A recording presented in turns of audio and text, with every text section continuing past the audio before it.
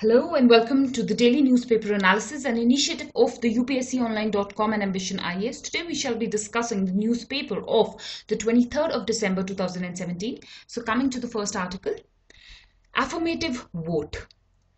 Now this is an article upon the recent United Nations General Assembly vote on the issue of Jerusalem. I'm sorry, there's a spelling mistake here.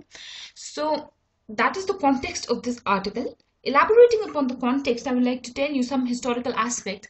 Now, Jerusalem is a contentious land between Israel and Palestine for long because the land is a holy land and it has religious sentimental value for both the countries. It is the third holiest place for the Muslims after Mecca and Medina, and it is the holiest shrine for Judaism, for the Jews. So that is the importance of Jerusalem. Now recently, the President of United States of America, Mr. Donald Trump, had called Jerusalem as the capital of Israel. Now for long there has been a conflict between Israel and Palestine over the status of Jerusalem, and this rhetoric by the US president somehow has been objected globally because this is something he has done unilaterally without any negotiation or implementation of peace process. So that is the entire issue. Now in line with this,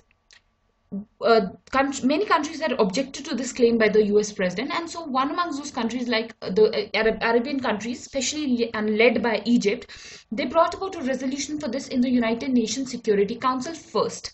Now, because this UN Security Council is highly biased and it is led by largely the permanent five, this resolution couldn't pass there, and so the resolution was brought about in the United Nations General Assembly. So the resolution was a vote on calling for the final settlement on Jerusalem through negotiation. This was the resolution, that final decision on Jerusalem should take place through negotiations. Now in the entire body of 193 countries, 172 voted, and of these 172 countries that voted, 128 voted in the favor of this resolution, therefore acting as a referendum to deny or object to the unilateral assertions made by the US president. This is a major important fact because of 193, 128 countries constitutes 2/3 of the countries. So this means 2/3 of the world has objected to this claim by the US president. So the issue becomes important here. Now, there are certain issues related to the vote in the General Assembly. First and foremost, as I mentioned before, that this is a referendum of the world on the opinion of the US president, and this has gone against US. Also, countries amongst these 128 countries that have voted against US are UK, Germany, France. These are the NATO allies of US. Other Asian strong allies in Asia like Japan and South Korea have voted against the US, and countries like Canada and Mexico, just next door neighbors to US, they have abstained from voting. So you can see that the general sentiment, global sentiment, is against the opinion given by the US president. Also, it is the first time that a country like US has given open threats to other members, threatening them of withdrawing its aid and not assisting these countries in their times of need in the US. Now, such kind of conduct by a country, and the country of the stature of the US, which is the major contributor to UN, is something unwelcoming. It is also an ethical moral issue here, so that is another concern. Also, Israel's contempt of the world body is a major debatable thing here, because Israel has continuously hailed indignatory comments towards the UN. It has called it a house of lies and has gone ahead calling the 128 voters as mere puppets who are forced to dance. So these kind of comments are unwelcome, especially against a body of the stature of the United Nations itself. Further, these new laws, these kind of behaviors by countries like UN and Israel is something of a new law in international diplomacy. This is a key word, a law in international diplomacy. Also, these countries are coming across as bullies. Then the UN, with all its weaknesses, is a global collective, and it is imperative to acknowledge its mandate when such a large number of members speak in one voice. Now, any objectifying to the any objections to the UN vote at this point of time will be the most undermining impact on the credibility of United Nations as a body. That is another issue.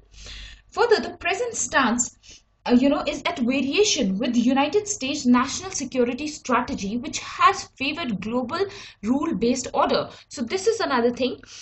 Recently, in yesterday's article, only I had discussed that how India cannot trust US over its claims that India is a global partner and a partner of US, and how US has condemned China and Pakistan in its national security strategy. So India cannot stand with the US here. Why? Because US has no stability in its policy. Whenever you are going to get a question on US and its modern actions, there the key idea is that US has lost its credibility because of destabilization of its policies. See, one way it's promoting a global rule based order, and on the other hand it is undermining it in institutions like the UN, the WTO, and other institutions like the climate change agreement. So that is one aspect of international diplomacy.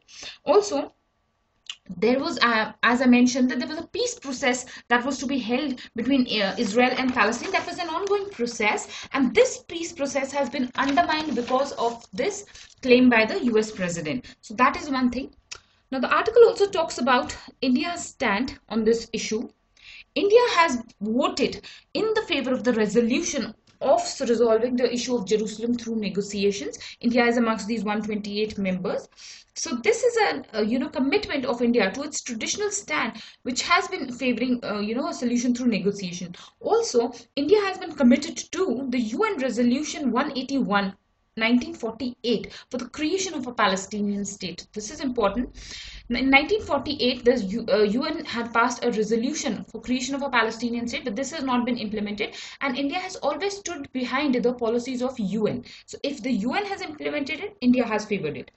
Another thing is that it reflects a clarity of purpose in India, especially at a point when India is warming its relationship with US as well as with Israel. In that scenario, India's stand appears as a confidence that the country has gained in itself in standing by its commitments without being deterred by other countries.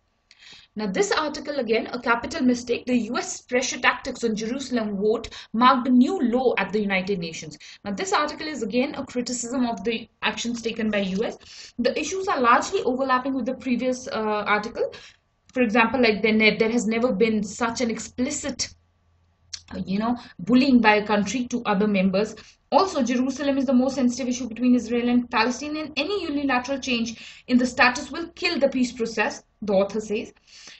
Further, there is something the author has discussed is about the ramifications on India-Israel relationship, as well as the ramifications of this India's vote on the India-US relationship. Now, in the context of India-Israel relationship, the author says that India has nothing to worry, because more than India being dependent on Israel, Israel is dependent on India for the sale of its defense equipment. So India is a great market for that.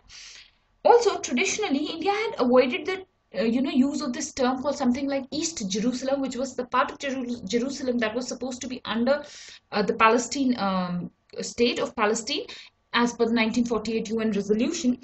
So that is one thing, but India has stood its ground. It has taken an independent stand. So that is one thing. Also, in the context of India-US relation, the author has advocated that despite the anti-US stand, it should not impact India-US relation, because India is an old strategic partnership with the US. Also, India is an important market for US. So on those fronts, India and US have a good partnership. So this kind of an issue shouldn't matter.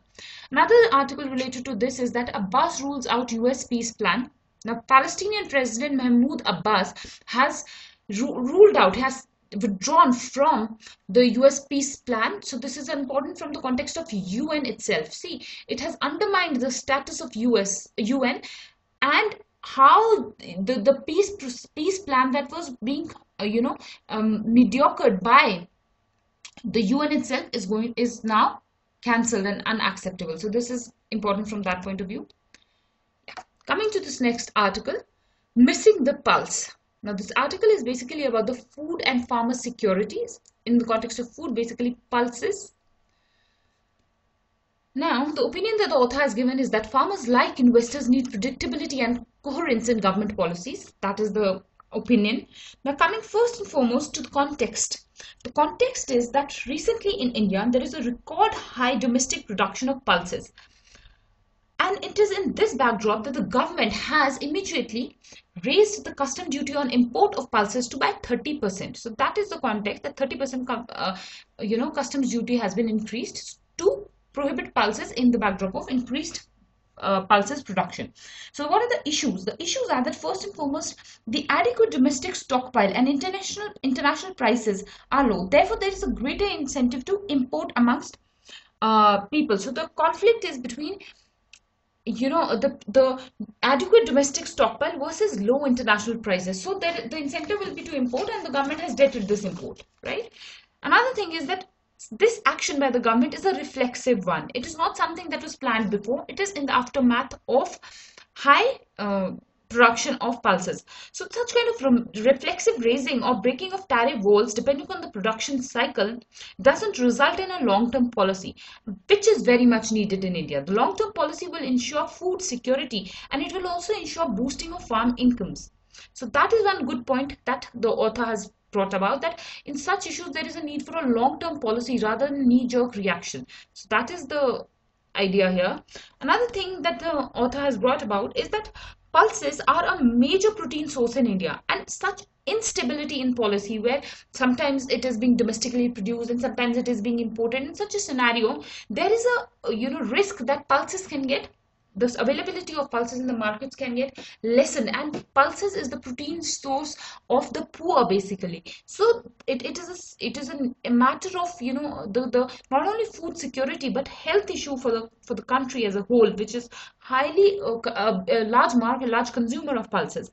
Another issue is of international agreement on pulses. Now, because India is the largest consumer of pulses, India has many associations with foreign countries, many agreements with foreign countries, often known as something called dal diplomacy. Even if you don't want to use the term dal diplomacy, you can use the term pulses diplomacy with other countries. And it has agreements with 40 countries. So what happens is that if India is going to have such kind of instability, then these agreements and the credibility of India and its agreements is undermined. So that is another issue that the author has brought about. Another issue is that of predictability and coherence in government policy, which is lacking in this case. If there is no predictability and there is no coherence, then the idea of having a long-term policy on pulses is something that is not going to establish, which is important because, as we all know, that in the Green Revolution there was a shift from cultivating pulses towards cultivating the cereals like wheat and also rice. And another issue is that pulses is a drought resistant crop, and this is a crop which is important for India's geographical advantage. So the government has been focusing on increasing domestic production of pulses, but the absence of long-term policy on this issue is a matter of concern. Also, the author has given a suggestion is that there should be better means to ensure farmers' income security rather than merely playing with the custom duties and tweaking these percentage of custom duties to regulate imports and exports. So that is the opinion that the author has given in this case. Coming to the next article, this is an article on the free trade agreement that India is supposed to sign with the ASEAN. Though India already has a free trade agreement with the ASEAN, but under the ambit of the Regional Comprehensive Economic Partnership. This is basically a mega regional free trade agreement, and it will involve 10 ASEAN countries and its 6 free trade agreement partners, which are India, China, South Korea, Japan, Australia, and New Zealand. So let me just give you the names: 10 ASEAN countries and 6 free trade agreement partners. This is India, China, South Korea, Japan, Australia, and New Zealand. Now, if you will take a cursory glance at these countries, majority of these countries are very much developed in the manufacturing capabilities compared to India. So the issues are that despite the fact that this free trade agreement is being advocated by all the members, India is one who is objecting to it. So that is the issue here. Now, the context is that recently, not soon, on the 25th of January 2018, there is going to be an India-ASEAN summit, which is going to be held in India. Also, on the 26th of January, that is the Republic Day, the 10 ASEAN country members are have been invited as the chief guests. So that is another issue. Now, in this backdrop, India is being pressurized to sign this free trade agreement under the Regional Comprehensive Economic Partnership, but India has certain concerns. First and foremost, India has claimed that India's own personal interest shall prevail in this matter rather than India's commitment to global partnership. This is in line with something of a movement, that is a global movement of anti-globalization. India has stressed that its own interests it will give preference to. Further, there are issues of services. Now, in the free trade agreement that is being advocated here, the focus is on goods. And in this sector, India is lacking manufacturing ability. So India is unable to benefit from these free trade agreements because Indian goods are not getting access into these markets, whereas these countries which have a huge manufacturing base, they are coming into Indian markets and selling their products at cheaper rates. Now this is also not in line with India's idea of the Make in India project. So that is one issue for India. Also, the past experience for the free trade agreement that India has held with ASEAN, it has shown that how in the aftermath of signing this agreement was signed in 2010, and at that point the trade deficit between India and the ASEAN was of approximately $4 billion, and this has zoomed to $9 billion. This is a rough estimate, though actual figures are, $4.98 billion and $9.56 billion. But even if you remember that, it has more than doubled the trade deficit. So you can understand that how it is not in the favor of India. Another issue is that of services. India has an advantage in services, especially services related to professionals and skilled professionals. Now, these countries are unwilling to open their doors for services, free trade in services, and they have not been recognizing Indian degrees in these countries. So those are India's concerns. India says that if there is a free trade agreement in services, so even India can benefit. So the countries are not aligned, so India's interests are being hampered. Also, the issue is that India has been isolated in this forum here, in this context. So that is important. Also, another issue is that more than 20 rounds of negotiations have already been held and still no solution has come out. So definitely this topic is just a cursory importance as of now, but in January this will become a major topic, and we will have many more articles on this. So we will discuss it in detail at that point of time. So with this, I finished today's discussion. I thank you all for watching this video. I hope you'll recommend it to your friends, and we shall be welcoming your feedback. So thank you again. See you tomorrow.